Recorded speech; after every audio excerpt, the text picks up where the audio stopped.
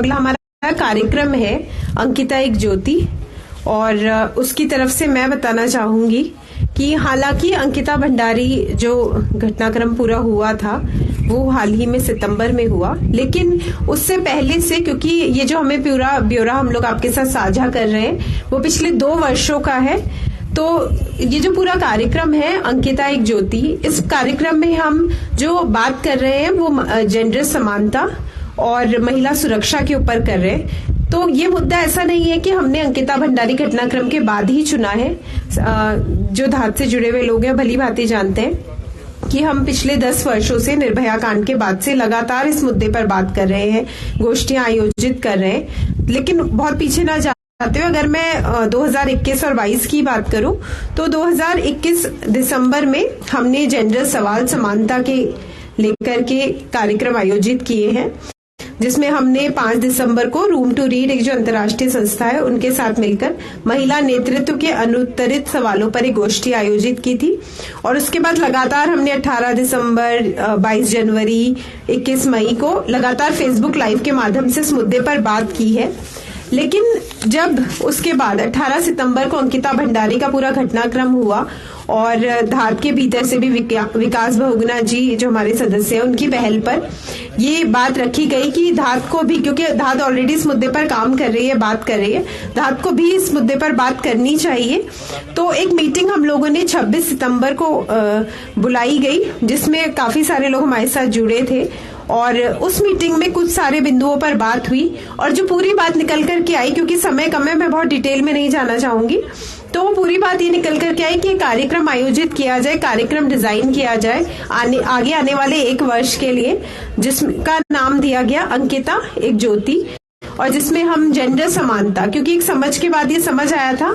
कि जो भी महिलाओं के खिलाफ हिंसा होती है उसका जो बेसिक कारण होता है, जो रूट कॉज होता है, वो जेंडर असमानता होती है। तो उस पर बात की जाए, उसको लेकर के गोष्ठियां आयोजित की जाए और साथ ही महिला सुरक्षा पर।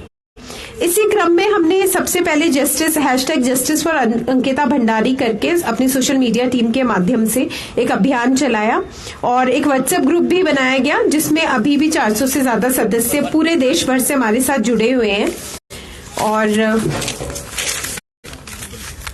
जी, तो इसमें हमने एक पोस्टर कैंपेन और एक मांग पत्र का पोस्टर कैंपेन हमने जारी किया, जिसमें हमने 5 मांगी सरकार से रखी थी। और इस पोस्टर कैंपेन में पूरे भारतवर्ष से, कानपुर से लेके नीतीमाणा से, उत्तराखंड के कोने कोने से, मुंबई से, महाराष्ट्र से, जगह जगह से लोगों ने अपनी तस्वीरों के साथ ये पोस्टर्स साझा किए और 1000 से भी ज्यादा पोस्टर्स के साथ ये एक बहुत सफल कैंपेन रहा और लोगों ने हमारी मांगों की तरफ ध्यान भी दिया और साथ ही उस मांगों पे जोरदार अपने पोस्टर्स भी शेयर किए। इसी के साथ 2 अक्टूबर को हमने अंकिता एक ज्योति कार्यक्रम के अंतर्गत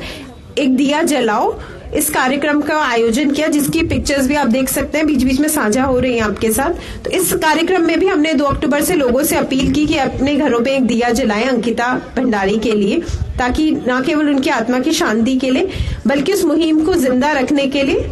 जो धात ने शुरू की है, या और भी बहुत सारे लोग इस मुद्दे पर बात कर रहे हैं। तो इस कैंपेन में भी हमारे पास पूरे देश भर से 2000 से भी ज्यादा तस्वीरें लोगों ने साझा की, पोस्टर साझा किए, दिए जलाए गए।